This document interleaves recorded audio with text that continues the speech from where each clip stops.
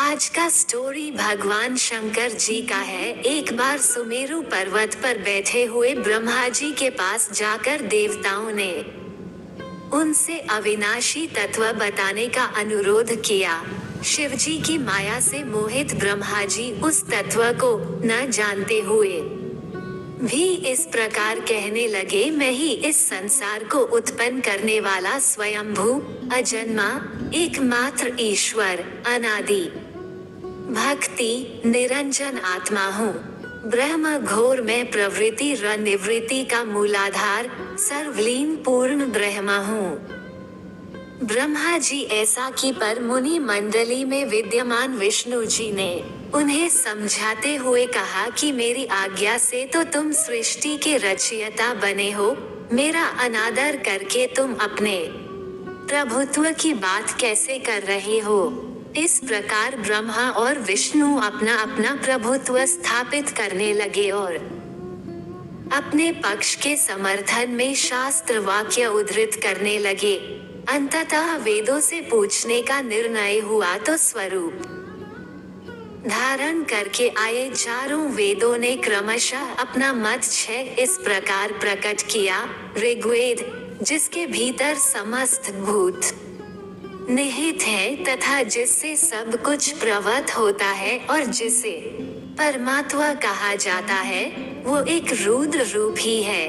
यजुर्वेद, जिसके द्वारा हम वेद भी प्रमाणित होते हैं तथा जो ईश्वर के संपूर्ण यज्ञों तथा योगों से भजन किया जाता है, सबका दृष्टा वो एक शिव ही है। सामवेद, जो समस्त संसारी जनों को भरमाता है, जिसे योगी जन ढूंढते हैं और जिसकी भांति से सारा संसार प्रकाशित होता है, वे एक त्रयंबक शिव जी ही है। अथर्ववेद, जिसकी भक्ति से साक्षात्कार होता है और जो सब यह सुख दुख अतीत अनादि ब्रह्म है, वे केवल एक शंकर जी ही हैं। विष्णु ने वेदों के इस कथन को प्रताप बताते हुए नित्य शिवा से रमण करने वाले दिगंबर पीतवर्ण धूली धूसरित प्रेमनाथ कुवेटाधारी सर्वावेष्टित वृपन वाही निःसंग शिव जी को पर ब्रह्म मानने से इनकार कर दिया। ब्रह्मा विष्णु विवाद को सुनकर ओंकार ने शिव जी की ज्योति नित्य और सनातन पर ब्रह्म बताया, परंतु फिर भी शिव माया से मोहित ब्रह्मा विष्णु की बुद्धि नहीं बदली। उस समय उन दोनों के मध्य आदि अंत रहित एक ऐसी विशाल ज्योति प्रकट हुई कि उससे ब्रह्मा का पंचम सिर जलने लगा। इतने में त्रिशूलधारी नील लोहित शिव वहां प्रकट हुए तो अज्ञानतावश ब्रह्मा उन्हें अपना पुत्र समझकर अपनी शरण में आने को कहने लगे।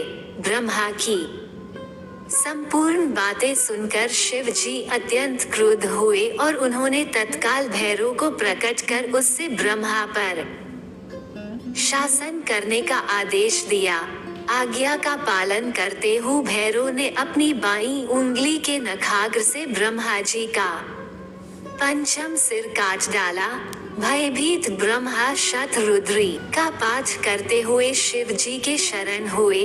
ब्रह्मा और विष्णु दोनों को सत्य की प्रतीति हो गई और वे दोनों शिव जी की महिमा का गान करने लगे। ये देखकर शिव जी शांत हुए और उन दोनों को अभयदान दिया। इसके उपरांत शिव जी ने उसके भीषण होने के कारण भैरव और काल को भी भयभीत करने वाला होने के कारण काल भैरव तथा भक्तों के पापों को तत्काल नष्ट करने वाला होने के कारण पाप भक्षक नाम देकर उसे काशीपुरी का अधिपति बना दिया। फिर कहा कि भैरव, तुम इन ब्रह्मा विष्णु को मानते हुए ब्रह्मा के कपाल को धारण करके इसी के आश्रय से भिक्षा वृत्ति करते हुए वाराणसी में चले जाओ। वहां उस नगरी के प्रभाव से तुम ब्रह्म हत्या के पाप से मुक्त हो जाओगे। शिव जी की आज्ञा से भैरव जी हाथ में कपाल लेकर ज्यों ही काशी की ओर चले, ब्रह्म हत्या उनके पीछे पीछे हो चली। विष्णु जी ने उनकी स्तुति करते हुए उनसे अपने को उनकी माया से मोहित न होने का वरदान मांगा। विष्णु जी ने ब्रह्म हत्या के भैरव जी के पीछा करने की माया पूछना चाही तो ब्रह्म हत्या ने बताया कि वह तो अपने आप को पवित्र और मुक्त होने के लिए भैरव का अनुसरण कर रही है। भैरव जी ज्यों ही काशी पहुँचे त्यों ही उनके हाथ से चिमटा और कपाल छूटकर पृथ्वी पर गिर गया और तब से उस स्थान का नाम कपालमोचन तीर्थ पड़ गया। इस तीर्थ में जाकर सविधि पिंडदान और देव पितृ तर्पण करने से मनुष्य ब्रह्म हत्या के पाप से निवृत्त हो जाता है। शंकर भगवान का कहानी जरूर अच्छा लगा होगा, लाइक सब्सक्राइब जरूर कर देना। धन्यवाद।